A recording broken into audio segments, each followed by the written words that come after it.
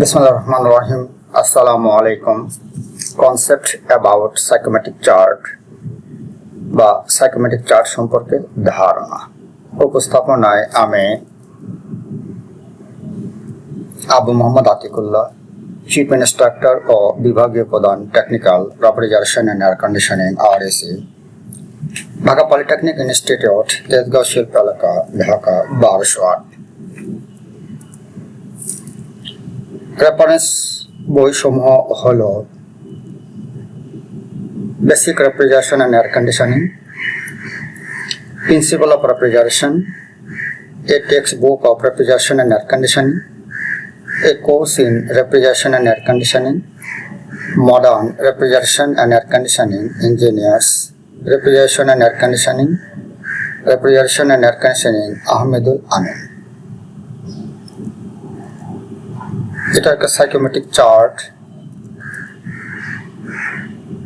আমাদের আজকের বিষয় হলো সাইকোমেট্রিক চার্ট সম্পর্কে ধারণা। এই ক্ষেত্রে আমরা যেটা জানবো, সাইকোমেট্রিক চার্টের প্রধান 7টি অংশ নিয়ে গঠিত, যেটা হচ্ছে ডাই বাল্ব তাপমাত্রা DBT, ওয়েট বাল্ব তাপমাত্রা WBT, ডিউ পয়েন্ট টেম্পারেচার বা DPT, এনথালপি, রিলেটিভ হিউমিডিটি বা আপেক্ষিক আর্দ্রতা, স্পেসিফিক হিউমিডিটি এবং স্পেসিফিক ভলিউম। সাইকোমেট্রিক চার্টের সম্পর্কে বর্ণনা, যে চার্টের মাধ্যমে বাতাস এবং বাতাসে অবস্থিত জলীয় বাষ্প সংমিশ্রণে বিভিন্ন গুণাবলী সংখ্যামূলক মান, যেমন ড্রাই বাল্ব তাপমাত্রা, ওয়েট বাল্ব তাপমাত্রা, শিশিরাঙ্ক, enthalpy, specific humidity, relative humidity বা আপেক্ষিক আর্দ্রতা, স্পেসিফিক ভলিউম বা আপেক্ষিক আয়তন ইত্যাদি নির্ণয় করা হয়, তাকে সাইকোমেট্রিক চার্ট বলে। কমফোর্ট চার্ট বা কমফোর্ট টেম্পারেচার কি কি থাকে বা কমফোর্ট জিনিসটা কি? বাতাসে নিম্নলিখিত অবস্থার অধিকাংশ মানুষ স্বাচ্ছন্দ্য বা কমফোর্ট ফিল বা অনুভব করে, যেমন তাপমাত্রা বা টেম্পারেচার যদি 65 থেকে 78 ডিগ্রি ফারেনহাইট হয়, আর্দ্রতার মান হবে 50%, বাতাসের গতি বা এয়ার ভেলোসিটি হবে 2 থেকে 15 ফুট প্রতি মিনিটে। এটা হচ্ছে কমফোর্ট কন্ডিশন। ইফেক্টিভ টেম্পারেচার বা কার্যকরী তাপমাত্রা কি? এর একটি সূচক বা ইন্ডেক্স হিসেবে বিবেচনা করা হয়, যা মানুষের শরীরের উপর বাতাসের তাপমাত্রা বা টেম্পারেচার, আপেক্ষিক আর্দ্রতা, রিলেটিভ হিউমিডিটি বা RH পার্সেন্টেজ এবং বাতাসের বেগ বা এয়ার ভেলোসিটি সম্মিলিত ক্রিয়াফলের অনুবন্ধ স্থাপন করে। ইফেক্টিভ তাপমাত্রার সংখ্যা সূচক মান স্থির, অর্থাৎ 5 থেকে 8 মিটার পার মিনিট, যা সম্পৃক্ত বাতাসের তাপমাত্রা সমান, অর্থাৎ কোনো নির্দিষ্ট অবস্থায় যে পরিমাণ উষ্ণতা বা শীতলতা অনুভূত উৎপন্ন হয়, সেটাই হচ্ছে ইফেক্টিভ তাপমাত্রা, ওই একই পরিমাণ অনুভূত উৎপন্ন করে। এই হলো ডিসক্রাইব ইফেক্টিভ টেম্পারেচারে। সাইকোমেট্রিক প্রসেস বা সাইকোমেট্রিক প্রসেসগুলো কি কি? Number 1, sensible heating, 2, sensible cooling, 3, humidification, dehumidification, cooling and dehumidification, heating and humidification, humidification by steam injection, adiabatic chemical dehumidification, adiabatic mixing of air steam, and cooling and humidification by water injection. এই 10টি হলো psychometric process এর তালিকা। পর্যায়ক্রমে এগুলো একটু বর্ণনা দেখে নেই। সেন্সিবল হিটিং বা সেন্সিবল হিটিং জিনিসটা কি? সেন্সিবল হিটিং পদ্ধতি হলো আপেক্ষিক আর্দ্রতা বা স্পেসিফিক হিউমিডিটির কোনো পরিবর্তন না ঘটিয়ে বাতাসকে উত্তপ্ত বা গরম বা হট করার পদ্ধতিকেই সেন্সিবল হিটিং পদ্ধতি বলে। সেন্সিবল হিটিং পদ্ধতি এর ক্ষেত্রে বাষ্প অথবা গরম পানি হিটিং কয়েলের ভিতর দিয়ে অতিক্রম করানো হয় এবং heating coil electric resistance coil হতে পারে। আর্দ্র বাতাসের সেন্সিবল হিটিং যে কোনো তাপমাত্রায় করা যেতে পারে। এটা হচ্ছে সেন্সিবল হিটিং প্রসেস বা হিটিং পদ্ধতি। সেন্সিবল কুলিং পদ্ধতি। সেন্সিবল কুলিং পদ্ধতি আপেক্ষিক আর্দ্রতা বা স্পেসিফিক হিউমিডিটির কোনো পরিবর্তন না ঘটিয়ে বাতাসকে শীতল বা ঠান্ডা বা কোল্ড করার পদ্ধতি হলো সেন্সিবল কুলিং পদ্ধতি। এরপরে হিউমিডিফিকেশন বা আর্দ্রকরণ। হিউমিডিফিকেশন বা আর্দ্রকরণ হলো ডাইবাল্ব তাপমাত্রা বা ডিবিটি পরিবর্তন না ঘটিয়ে জলীয় বাষ্প যুক্ত বা অ্যাড করার পদ্ধতি হলো হিউমিডিফিকেশন বা আর্দ্রকরণ। ডিহিউমিডিফিকেশন বা অনার্দ্রকরণ।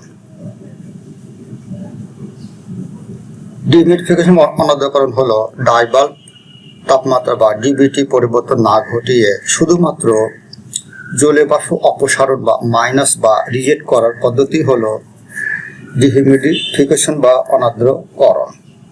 ডিহিউমিডিফিকেশন প্রক্রিয়ায় জলীয় বাষ্প অপসারণ বা ময়েশ্চার রিজেক্টেড বা হ্রাস করা হয়। Cooling and dehumidification. কুলিং এবং ডিহিউমিডিফিকেশন হলো এই পদ্ধতিতে সাধারণত গ্রীষ্মকালীন শীতাতপ নিয়ন্ত্রণের ক্ষেত্রে বাতাসকে ঠান্ডা বা অনার্দ্র করার জন্য ব্যবহার করা হয়। কুলিং কয়েলের উপর দিয়ে অথবা ঠান্ডা পানি স্প্রের মধ্য দিয়ে বাতাস অতিক্রান্ত হয়। এই পদ্ধতিতে বাতাসের ডাইবাল্ব তাপমাত্রা বা ডিবিটি এবং স্পেসিফিক হিউমিডিটি হ্রাস পায়। এই হলো cooling and dehumidification. Heating and humidification এটা আবার কি জিনিস? এই পদ্ধতিতে সাধারণত শীতকালীন শীতাতপ নিয়ন্ত্রণের ক্ষেত্রে বাতাসকে গরম বা আর্দ্র করার জন্য ব্যবহার করা হয়। হিটিং কয়েলের উপর দিয়ে অথবা গরম পানি স্প্রের মধ্যে দিয়ে বাতাস অতিক্রান্ত হয়। এই পদ্ধতিতে বাতাসের ডাইবাল্ব তাপমাত্রা বা ডিবিটি এবং স্পেসিফিক হিউমিডিটি বৃদ্ধি পায়। এই হলো হিটিং অ্যান্ড হিউমিডিফিকেশন। এক্ষেত্রে কিছু আমরা অঙ্ক দেখে solve problems on cyclomatic process and comfort chart.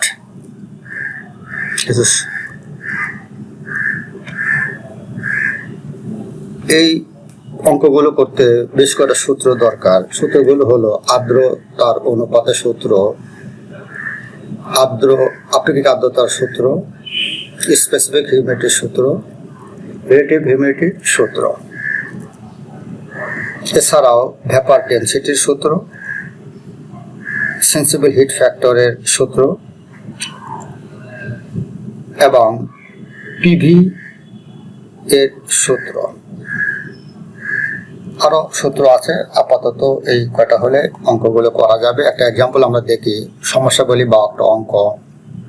যেমন 763 মিলিমিটার পারদ চাপে বায়ুমণ্ডলীয় বাতাসের ডাইবাল্ব তাপমাত্রা যদি 21 ডিগ্রি সেলসিয়াস এবং ডিউ পয়েন্ট টেম্পারেচার যদি 15 ডিগ্রি সেলসিয়াস হয়, যদি ডিউ পয়েন্ট তাপমাত্রায় জলীয় বাষ্পের আংশিক চাপ 12.79 মিলিমিটার পারদ চাপ এবং ডাইবাল্ব তাপমাত্রায় সম্পৃক্ত বাতাসের চাপ যদি 18.65 মিলিমিটার পারদ চাপ হয়, তবে রিলেটিভ হিউমিডিটি ও স্পেসিফিক হিউমিডিটি নির্ণয় করতে হবে। এই হলো একটা সমস্যাগুলি। আরো অনেক রকম থাকতে পারে। এক্ষেত্রে শুধু এই মানগুলো পরিবর্তন আসবে, টেম্পারেচার পরিবর্তন হবে, এই অনুসারে এগুলি বের করে নিয়ে আসতে হবে। কিভাবে অঙ্ক সমাধান করতে হয় একটু দেখে নেই।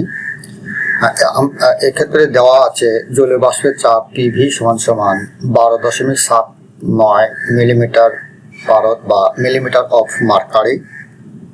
জলীয় বাষ্পের সম্পূরক চাপ পিএস সমান 18.65 মিলিমিটার পারদ।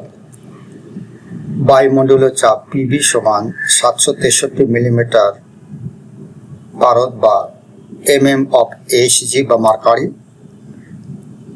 সুতরাং এক্ষেত্রে আমরা জানি স্পেসিফিক হিউমিডিটির সূত্র W সমান 0.622 into PV divided PV minus PV। এক্ষেত্রে মানগুলো আমরা বসিয়ে পাই, মানে PV এবং PV এর মান বসিয়ে 0.011 কেজি পার কেজি DA। এখানে DA হলো ড্রাই এয়ার, শুষ্ক বাতাসের ক্ষেত্রে এই মানটা পাওয়া যাবে। আবার রিলেটিভ হিউমিডিটির সূত্র হচ্ছে PV ডিভাইডেড PH। সূত্রটা মনে রাখতে হবে। এক্ষেত্রে PV এবং PH এর মানগুলো বসিয়ে যেটা পাওয়া যাবে সেটা হচ্ছে 0.6858%। এই হলো একটা অ্যান্সার। এছাড়াও রেফারেন্স বই থেকে আরও অঙ্ক করতে হবে ভালোভাবে জানার জন্য। আর এই সেশনটি পুনরায় দেখতে ভিজিট করুন। ইউটিউব লিঙ্ক হলো। Thank you for all. ধন্যবাদ।